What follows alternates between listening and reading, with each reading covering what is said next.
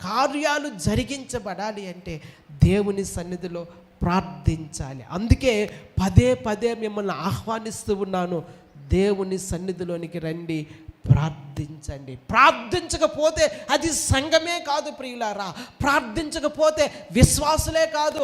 ప్రార్థన చేయకపోయినట్లయితే మనం పేరు పెట్టుకోవచ్చు క్రైస్తవులని, కానీ ప్రియులారా క్రైస్తత్వం అనేది మనలో ఉండదు. నామకార్థ క్రైస్తవ జీవితాన్ని మనం జీవించొద్దు ప్రియులారా. క్రైస్తవ జీవితానికి ఆయువు పట్టు ప్రార్థన.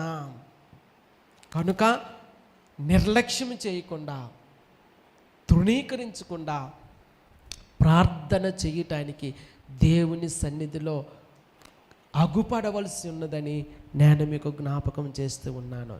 దేవుని సంఘము అంటే, దేవుని మందిరం అంటే ప్రార్థన ప్రాముఖ్యమైన